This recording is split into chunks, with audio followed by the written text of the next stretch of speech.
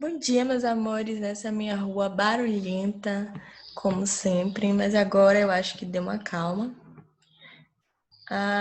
Como vocês sabem, a gente está no capítulo 15 falando sobre o sistema glandular. Nós já falamos sobre algumas glândulas, sobre alguns hormônios, e a gente não terminou esse capítulo justamente por ele ser muito grande, né? Falar sobre muito hormônio, e aí para gravar fica um pouco difícil.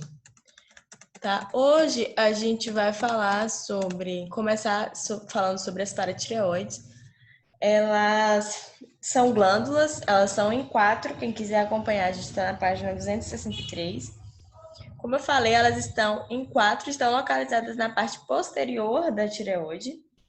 E elas, gente, vão secretar um hormônio chamado paratormônio. Então é muito fácil a gente decorar que a paratireoide secreta o paratormônio, porque são nomes até parecidos. Esse paratormônio, ele vai controlar os níveis de cálcio no sangue. Para isso, a gente vai lembrar da tireoide de um hormônio que tinha lá que chamava calcitocina. Essa calcitocina ela é produzida pela tireoide. A gente já estudou um pouquinho. Então, ela estimula a deposição de cálcio nos ossos, tá? Com isso, com essa deposição do cálcio, começa a diminuir a taxa do cálcio no sangue, tá? Então, quando acontece essa diminuição de cálcio no sangue, né, o nível desse cálcio no sangue diminui, as paratireoides são avisadas. E aí, o que elas vão fazer? Elas vão começar a produzir esse hormônio chamado paratormônio. O que vai acontecer? Esse hormônio ele vai estimular os ossos a liberarem cálcio para o sangue, porque no início o nível de cálcio no sangue foi diminuído. Então, como os ossos eles têm bastante cálcio, né? Então, esse paratormônio vai estimular que os ossos eles soltem esse cálcio para o sangue, tá? E aí a taxa, né, de cálcio começa a aumentar no sangue, certo? E aí, gente, quando esse nível começa a ficar alto demais, né, começa a haver uma elevação muito grande, eu estimulo a tireoide novamente a produzir mais calcitonina, que vai fazer com que o cálcio ele aconteça essa deposição dele nos ossos. E aí diminui ele no sangue e volta, e fica nesse ciclo aí para sempre, tá? Vamos falar agora das glândulas suprarrenais, né? Eu sei que vocês já viram, né, os desenhos no sistema urinário, né, a parte dos rins, e sempre tem essa partinha aí como se fosse uma esponjinha, não é? Alguma coisa assim em cima dos rins. E às vezes a gente nem se pergunta por que os rins têm essa capinha aí em cima, né, como se fosse um chapéuzinho, alguma coisa assim. Gente, são duas glândulas, tá, chamadas suprarrenais, que também podem ser chamadas de adrenais. Elas estão acima dos rins e elas têm duas partes, tá? O córtex e a medula. Eu trouxe aqui para vocês, tá? O córtex fica nessa parte mais externa e a medula fica na parte mais interna dessa glândula. Cada um tem uma função, né, diferente. A gente vai falar aqui agora. O córtex, gente, ele vai produzir hormônios que são corticosteroides, tá? Eles têm a função de controlar o metabolismo do cálcio e do potássio e também aproveitar os carboidratos e sais minerais. Como vocês podem ver, a gente tem aqui como exemplo os glicocorticoides e os mineralocorticoides, tá? Os, mineral, os mineralocorticoides, eles vão ficar com essa parte, né, dos sais minerais, e os glicocorticoides vão ficar com essa parte mais dos carboidratos. A medula, ela vai produzir hormônios como adrenalina e noradrenalina. São hormônios já conhecidos, né, que a gente já falou, que a adrenalina, ela é responsável pela aquela reação de luta ou fuga, né? Ela começa a acelerar para que a gente acorde. Sempre lembrando do exemplo que Vitor deu, né? Um rapaz de um filme, não sei se vocês já assistiram esse filme, chamado Fratura.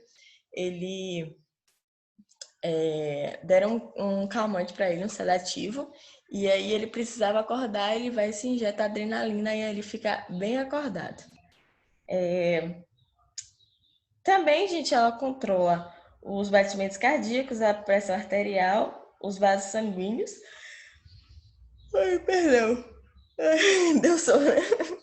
E aumenta a frequência respiratória. Ou seja, vai preparar o corpo para fazer com que você tenha essa reação rápida, né, a um ataque, né, ou você vai lutar ou vai fugir. Então, seu corpo tem que estar preparado. Já pensou você querer correr e seu coração não aguentar bater a quantidade que ele precisa? Você precisa respirar mais rápido. O oxigênio ele tem que rodar mais rápido no seu corpo e você não conseguir respirar a quantidade certa, ou seus músculos não conseguirem mover no ritmo. Então, tudo isso precisa acontecer justamente graças a esses hormônios, tá? Agora a gente vai falar um pouquinho sobre o pâncreas, que também é muito interessante. Ele tem características bem mistas, assim, as funções do pâncreas. É uma glândula que apresenta função endócrina, tá? No caso, ele vai produzir insulina e glucagon. A gente vai falar sobre esses dois, que são também muito importantes quando a gente fala sobre insulina. Eu não sei se vocês já relacionam a diabetes, né? Porque quem tem diabetes toma a insulina, no caso a diabetes mellitus ou mellitus, toma a insulina para diminuir a taxa de açúcar, né? A taxa de glicose no sangue. Então a gente vai falar um pouquinho aqui sobre essa função da insulina natural, né? E do glucagon também. A insulina, gente, ela controla o metabolismo da glicose. Então, é como. Lembra que a gente falava sobre as enzimas, que cada enzima tinha uma função? Então, aqui também segue a mesma coisa dos hormônios. A insulina, ela está muito ligada à glicose, tá?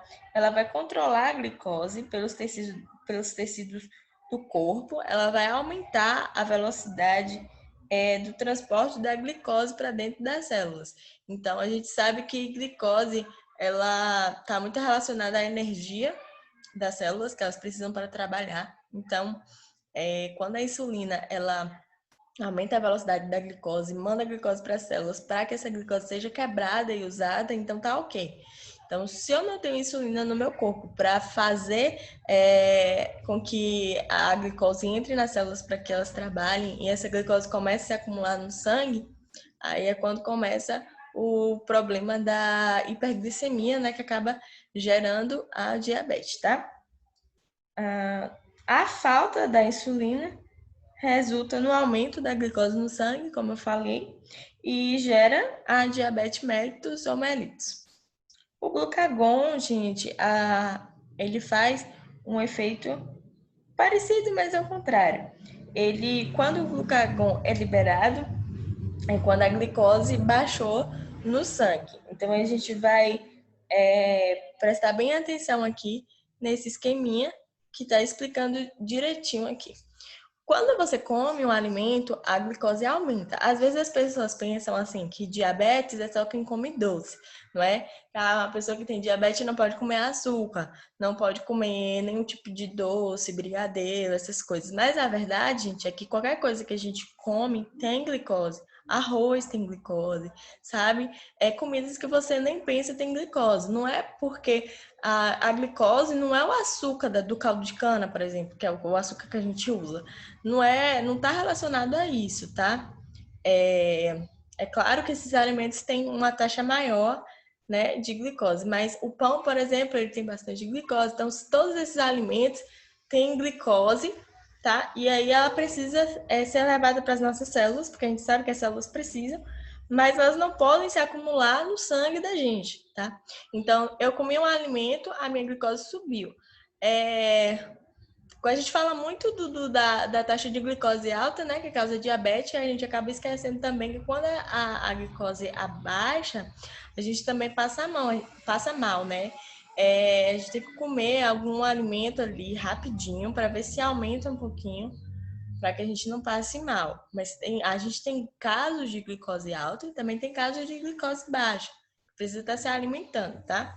Então, se eu acordo de manhã, não tomo café, então não tenho glicose, não tenho energia para minhas células e vou dar um pique, vou jogar bola, vou fazer algum exercício físico sem tomar café, provavelmente eu vou ter uma queda na minha pressão, né? A glicose ela vai baixar mesmo, porque a energia que eu tinha eu tô gastando e eu não tô conseguindo repor essa energia e a pessoa acaba passando mal, certo? Então vamos lá. Eu comi um alimento, a glicose subiu. Eu tenho esses dois tipos de célula, tá, gente? No pâncreas, uma chamada célula alfa, outra chamada célula beta. Quando eu tenho o alimento veio, então eu enchi meu corpo de glicose, né? A célula beta ela vai ser estimulada. E aí ela vai estimular quem? A insulina. Eu tenho muita glicose, então preciso que a insulina leve essa glicose para as minhas células. Então o fígado, gente, o pâncreas ele trabalha diretamente com o fígado, tá bom? O fígado ele vai absorver a glicose e armazenar ela na forma de glicogênio. Então, a insulina já começa a utilizar essa glicose aí no meu corpo.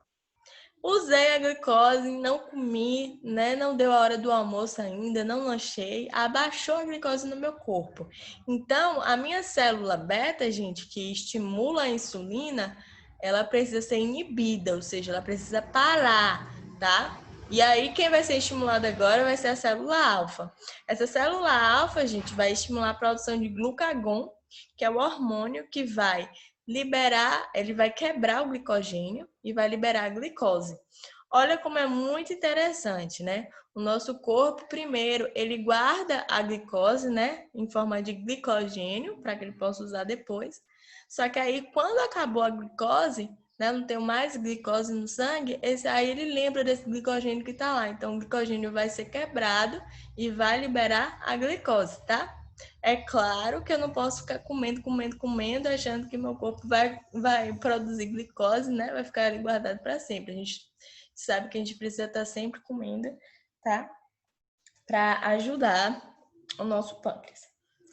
Como função, essa é uma função endócrina, né? Quando ele produz insulina e glucagon, mas na função exócrina, meus amores, ele vai produzir o suco pancreático, que é eliminado na primeira porção do intestino delgado. Lembra que a gente estudou sobre o duodeno lá no duodeno? Isso vai auxiliar a digestão, que a gente já falou sobre isso, é só para relembrar, tá bom? Gente, tinha uma atividade aqui, ó, na página 264, eu nem coloquei, mas era para ter feito, façam aí, tá? Outra coisa muito importante para falar com vocês é sobre o câncer do pâncreas. É um câncer que geralmente é muito agressivo. Há pouco tempo eu perdi uma tia com câncer no pâncreas e foi muito rápido, sabe? Não deu nem tempo a gente fazer nada. E na verdade a gente nem sabia que ela estava com câncer no pâncreas, né? Ninguém diagnosticou muito cedo, a gente só ficou sabendo depois, quando já estava muito tarde. Né? Os sintomas deixavam as pessoas muito confusas. Então, o livro ele traz algumas informações sobre esse câncer, né, que fala sobre um texto aqui, né, tem no meu livro, não tem no de vocês. Ele fala um pouquinho sobre a importância da identificação dos sintomas do câncer no pâncreas. É por isso que a gente sempre fala de todas essas doenças após estudarmos os sistemas, para que a gente possa saber identificar. Porque quando não é identificado, as pessoas acabam achando que é algo normal e não procuram um médico, não procuram um hospital para tentar tratar. E aí, quando percebe, né, vai ser muito tarde, tá? Alguns sinais que o livro de vocês traz é dor no estômago, dor nas costas, perda de peso sem motivo, indigestão, mudanças de hábitos intestinais, ou seja, há uma mudança nas fezes. Às vezes a pessoa defecava ali normal e as fezes elas começam a boiar, que era algo que não acontecia antes. Então tem uma mudança aí. Perda de apetite, icterícia, a gente já falou um pouquinho sobre icterícia, que é o olho amarelado ou a pele amarelada. Sensação de estar doente, dificuldade de engolir e diagnóstico recente de diabetes, tá? Todos esses são sintomas que ajudam a identificar Claro que a gente não pode diagnosticar. Quem diagnostica é o médico, né, através de exames. Nem os médicos chegam e já olham para a gente e falam qual é a doença, sem precisar de um exame para comprovar, né? Tudo precisa de comprovação, tá? E é um câncer que geralmente 1 em cada 10 pessoas diagnosticadas sobrevive mais do que os 5 anos. A taxa de mortalidade desse câncer é muito alta, sabe? Ele é um câncer extremamente agressivo. Quando as pessoas vão descobrir, justamente é pelo que eu falei, já descobre muito tarde. Quando descobre cedo, ainda dá para fazer uma cirurgia e retirar aquele tumor, né? Mas quando ele entra em metástase, que é quando ele se espalha, né, e apresenta vários, aí já não tem muito o que fazer. Aí segue para a radioterapia, quimioterapia, que também são tratamentos agressivos, tentando reverter, tá? Vamos lá. Atividade da página 265. Agora a gente vai falar sobre as gônadas. Aqui a gente vai falar um pouquinho sobre a reprodução humana, que é o processo pelo qual um novo ser ele é gerado. E a reprodução, gente, seja no reino, em todo o reino animal, tá? Seja com humano ou com peixes, répteis, sempre, até com as plantas mesmo, que as plantas também se reproduzem, sempre acontece com a união, né, de duas células, tá? A não ser quando é um tipo de reprodução que o animal ele se divide. Aí é diferente, ele é uma cópia do original. Mas quando eu tenho 2 indivíduos que são diferentes e aí eles vão juntar suas células, então aí vai ter um novo ser, tá? Então eu tenho geralmente uma célula, geralmente não, né? Sempre uma célula feminina, no caso desse tipo de reprodução. É uma célula feminina e uma célula masculina, tá? A célula feminina, no caso da reprodução humana, são os ovócitos e a célula masculina são os espermatozoides. Quando essas duas células se juntam, o ovócito e o espermatozoide, eles formam perdão, formam um embrião. A gente também pode chamar essas células reprodutoras de gametas, tá? Gameta feminino e gameta masculino. Eles se juntam e formam um embrião, né? Juntou ali e aí vai dar início a um novo ser. E aí o que vai acontecer no caso da reprodução humana?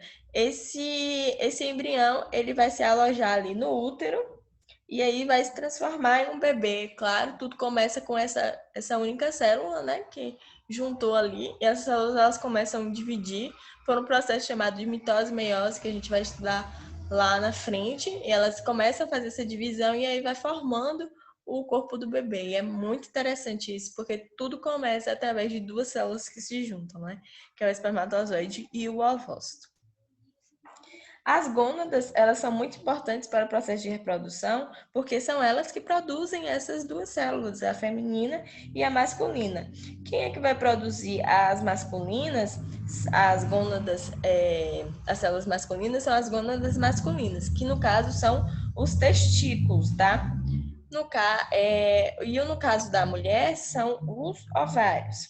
Só que, além disso, né, dos gametas, eles, também tem eles produzem alguns hormônios que vão ajudar na reprodução, tá? Então as gônadas, elas não só ficam com essa única função, né, de produzir os gametas femininos e masculinos, ainda tem essa secreção desses hormônios. São hormônios que caracterizam o corpo feminino e caracterizam o corpo masculino e também prepara o corpo para a reprodução.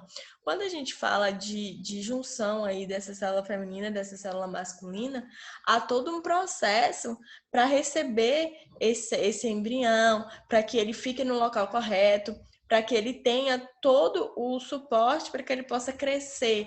Então, eu preciso de hormônios, tá? Eu preciso de hormônios para fazer o crescimento, para atuar na questão do desenvolvimento, eu preciso de hormônios até para expulsar. Lembra que a gente falou sobre a ocitocina? Que ela expulsa o bebê, tá? No trabalho de parto. Então, essas glândulas, elas também produzem alguns hormônios que ajudam nesse processo, tá? O corpo feminino, como a gente sabe, ele é bem diferente do corpo masculino, não só pelas características sexuais, assim, da questão dos nossos órgãos genitais, mas também pela questão da voz, né? A gente sabe que a voz masculina é um pouco mais grave do que a feminina. A questão dos pelos, da barba, por exemplo, são características masculinas. A questão dos seios, o aumento dos seios já é uma característica feminina. Então, todas essas diferenças, gente, são provocadas por esses hormônios, tá? Eu entendo que é um assunto muito delicado de se falar, mas principalmente porque nós conhecemos os princípios bíblicos e para a gente Deus criou um homem e Deus criou a mulher. O que passa disso já é algo que foge de acordo com os princípios que a gente acredita, né? Mas quando uma mulher ela quer ter características masculinas, ela faz uso desses hormônios masculinos. E quando um homem quer ter características femininas, ele faz o uso desses hormônios femininos, porque eles que estão relacionados a dar essas características para a gente. Obviamente que nunca um hormônio vai conseguir transformar um pênis numa vagina ou uma vagina num pênis, né? Nem mudar os testículos, nem colocar útero e ovários, né? Não se muda isso, muda-se apenas características, tá? E são essas características que dão pra gente a questão de ser mulher e de ser homem, tá? Aí, tudo isso que a gente falou da questão da voz, da questão da estatura, da questão dos cabelos, né? Dos pelos, o local de crescimento dos pelos, tá bom? Vamos continuar. A gente vai falar um pouquinho sobre os ovários. Eu falei sobre o útero, né, gente? Não mostrei pra vocês, mas o útero, ele fica aqui, ó, nessa regiãozinha aqui do meio. Ele é bem pequenininho, mas quando o bebê, o embrião, ele vai começar a crescer, o útero, ele se alarga, ou seja, ele aumenta de tamanho para conseguir fazer o desenvolvimento do bebê, tá? Aqui estão os ovários, tá? O endométrio, eu acho que isso aqui a gente vai estudar mais na frente, eu não vou adiantar falar sobre isso agora. Mas vamos falar um pouquinho sobre os ovários, que são essas duas estruturazinhas aqui. Gente, os ovários, né, eles produzem os gametos femininos, como a gente acabou de falar, que são os ovócitos. Eles também produzem os hormônios sexuais femininos. E aí eu tenho dois, que são o estrógeno, que também é chamado de estrogênio, e a progesterona. O estrogênio, ele determina as características sexuais secundárias femininas, como aquilo que eu falei, né? Como eu falei, é um hormônio feminino, então ele vai o desenvolvimento das mamas, tá? E também, gente, o alargamento dos quadris. Por que eu preciso de um quadril largo? Toda mulher precisa de um quadril largo. Eu não sei se eu já comentei com vocês, mas quando a gente vai estudar o esqueleto masculino e o esqueleto feminino, existe uma diferença. O quadril do feminino é muito largo. Então, às vezes, vocês podem até se perguntar, né? Ver um esqueleto ali, como é que eu vou saber? Como é que eles sabem qual é masculino, qual é feminino? Uma dessas formas de saber é a questão do quadril. O quadril, ele precisa ser mais largo e ter um orifício onde o bebê possa passar. Já no masculino, a gente não tem como, ele é bem juntinho assim, não tem como passar um bebê ali, tá? Então, eu preciso do alargamento desse quadril. Quem faz esse alargamento é o estrogênio. E também ele amadurece os órgãos genitais. A gente nasce de um jeito, nossos órgãos eles começam a amadurecer. As mulheres, né, começam a ter os períodos menstruais. Tudo isso, gente, são provocados por hormônios, tá? E eu tenho também a progesterona. A progesterona, ela está mais relacionada ao processo de reprodução mesmo, vai preparar o útero para receber um embrião. Eu não sei se eu já comentei também com vocês, mas o nosso corpo, né, feminino, ele se prepara todo mês para receber um embrião. tá? E aí, quando ele não recebe, é quando vem a menstruação, né? Que pega aí a camada do endométrio que se formou, tudo que ele preparou, ele joga para fora, tá? E aí tem um descolamento, por isso que tem também o sangramento, certo? Mas a mulher, a partir da primeira menstruação, o corpo ele já se preparou para receber. Claro, tem meninas que começam mais cedo, tem meninas que começam mais tarde, e não tem problema nenhum nisso, tá? É uma coisa natural do corpo da gente que acontece e que mostra que o corpo da gente está normal, tá? Que ele está se preparando, ele vai se amadurecendo com o tempo até chegar à idade que a gente possa, que a gente tenha estrutura, que a gente tenha uma vida muito boa para que a gente possa, né, ter um bebê, tá? Vamos falar agora sobre o sistema endócrino, as questões da saúde e da doença. Eu sei que a gente já falou sobre o hipotireoidismo e sobre o hipertireoidismo, mas o livro de vocês traz algumas características para a gente comentar um pouquinho, tá? O hipertireoidismo, como vocês podem ver as características aí, a tireoide ela tem uma atividade mais intensa, produzindo um hormônio em excesso, como a gente já falou. E aí a pessoa ela vai apresentar uma temperatura corporal mais elevada, por isso que ela tem esse suor, tanto, né, que a gente colocou aqui, suores como um dos sintomas do hipertireoidismo. Perda de peso, irritabilidade, aumento da pressão e também a gente tem a formação do bócio, que é um papo no pescoço, porque ela aumenta e fica como se fosse uma papada, tá? Além do crescimento dos olhos, a pessoa ela não nasce com os olhos assim. Os olhos eles se alargam, eles ficam dessa forma, justamente por conta desse hormônio que está sendo produzido em excesso pela tireoide. Esse quadro, gente, dos olhos arregalados é chamado de exoftalmia, tá? O hipertireoidismo ele pode ser tratado com medicação, né, que vai inibir essa atividade da tireoide, ou seja, diminuir. Toda vez que a gente falar sobre inibir alguma glândula, a gente está falando de diminuir o trabalho dela para que ela pare de secretar esse hormônio, tá? Também pode ser através de cirurgias ou medicamentos que controlem os sintomas. O iodo, gente, eu não sei se eu já falei isso para vocês, mas essa questão aqui do bócio, ela é muito relacionada com a falta de iodo no sangue. Então, se a gente não tem iodo, isso aqui, ele incha, tá? E aí fica aqui. O que que eu não sei se foi isso que eu fiz uma brincadeira, acho que foi com o sétimo que eu fiz a brincadeira ou se foi com vocês. Mas o nosso cloreto de sódio, que é o nosso sal de cozinha, ele é acrescentado iodo, tá? Tanto é que se vocês pegarem o sal de vocês, vai estar escrito sal iodado, porque acrescentou o iodo no sal para que as pessoas parassem de ter esse bócio aqui, que é essa papada embaixo. Então, foi uma forma das pessoas ingerirem o iodo todos os dias, né? Uma quantidade certa, uma quantidade boa, tá? Ah, tia Liz, eu preciso comer muito sal. Então, não, gente, não, pelo amor de Deus, não. Uma quantidade boa, a quantidade certa que a gente come todo dia tá ótimo. A questão do ai, engasguei.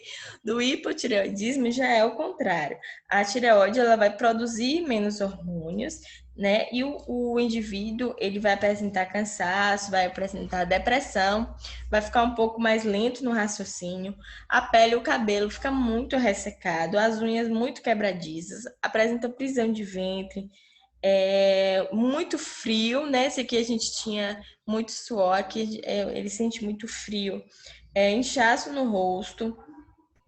E em recém-nascidos, gente, se eles tiverem o hipotireoidismo, eles não conseguem crescer, vai apresentar essa deficiência mental também, surdez, e algumas outras sequelas. No caso, a ingestão de medicamento resolve o problema do hipotireoidismo. Existe uma forma de se produzir hormônios, que é uma versão sintética, né? Esses hormônios eles são dados em forma de comprimido. Então, eles acharam um jeito de transformar esses hormônios, né? E aí criaram esses hormônios sintéticos para estar consertando essa questão da tireoide. Diabetes é uma doença muito conhecida, a gente já falou muito. Ela é caracterizada pelo aumento do nível de glicose no sangue e também pela insuficiência de insulina. Então, se meu sangue aumentou perdão, se a glicose aumentou no meu sangue é porque a insulina ela não está trabalhando corretamente, ou seja, ela diminuiu, porque é a insulina que vai regular essa quantidade de açúcar, como a gente já falou, já acabou de falar. Quando isso acontece pela destruição causada pelo próprio organismo das células do pâncreas, a gente tem o diabetes tipo 1. Então, é como se fosse uma doença autoimune. As doenças autoimunes são doenças que o seu próprio corpo ele se ataca. Então, ele começa a causar malefícios para ele. Eles não reconhecem alguma coisa e eles começam a se atacar. Então, a diabetes tipo 1 acontece isso, tá? O próprio corpo começa a destruir as células do pâncreas que produzem a insulina. Então, a pessoa não tem insulina porque o corpo não está produzindo, ele está destruindo as células. Esse, gente, é o tipo de diabetes 1, tá? Esse diabetes, ele geralmente acontece mais na infância ou na adolescência. Porém, existe uma situação em que o pâncreas produz insulina, só que o corpo, existe essa situação também que o corpo, ele não reconhece a insulina, sabe? Ele rejeita a insulina e aí a insulina ela não consegue fazer o trabalho dela de levar a glicose para as células, tá? E aí essa glândula vai trabalhar mais para estabilizar o nível de glicose. E com o tempo, a glândula ela se cansa, porque o corpo começa a rejeitar a insulina a glândula ela fica meio assim, o que está acontecendo? Então eu vou produzir mais insulina, ela vai trabalhar muito mais. Aí ela cansa, né? Todo órgão da gente, se eles trabalharem demais, eles cansam e eles param de produzir. Chega um tempo que eles não conseguem desenvolver mais as suas funções, tá? E aí, essa produção de insulina insuficiente, né, que ela não conseguiu produzir mais, é o que acontece com a diabetes tipo 2, tá? E aí, essa diabetes tipo 2 é aquela diabetes que geralmente são as pessoas acima dos 50 anos, que pessoas que mais idosas, tá? Geralmente tem diabetes tipo 2. Quando é criança, mais novo, mais jovem, é diabetes tipo 1. A diabetes tipo 1, a pessoa vai tomar insulina, tá? A diabetes tipo 2, como o corpo ele meio que está rejeitando a insulina, então toma alguns medicamentos que ajudam aí. Esses medicamentos são dados de graça pelo Ministério da Saúde, tá? Então tem tanto os medicamentos para diabetes tipo 2, como a insulina para diabetes tipo 1, né? O diabetes ele causa vontade constante de urinar, sede, fome, perda de peso, fraqueza e cansaço. E o tratamento é sempre uma dieta muito equilibrada, evitando açúcar e medir, se possível, todo dia, tá? A glicemia para o controle. Como eu falei, insulina nos pacientes do tipo 1 e os medicamentos antidiabéticos no paciente tipo 2. Eu só vou relembrar porque eu tenho medo de não ter ficado muito claro. Muito claro. Gente, o tipo 1 é quando o corpo ele começa a destruir as células que produzem a insulina. Então, o corpo ele não consegue produzir insulina, porque ele destrói as células que produzem insulina. Então, essa é a diabetes tipo 1. E o tratamento é a insulina, tomar a insulina, tá? Aí a pessoa, no caso, toma todos os dias, geralmente 2 vezes ao dia. A diabetes tipo 2 é quando a glândula ela cansa, né? O corpo ele rejeita a insulina e a glândula começa a trabalhar muito mais para produzir insulina e ela chega a um tempo de exaustão, que ela cansa, ela não consegue mais produzir insulina porque o corpo está rejeitando muito, ela trabalhou muito, ela não está conseguindo compensar. Aí não adianta a gente administrar insulina nessas pessoas porque o corpo ele está rejeitando. Eles vão tomar medicamentos, né, antidiabéticos, tá?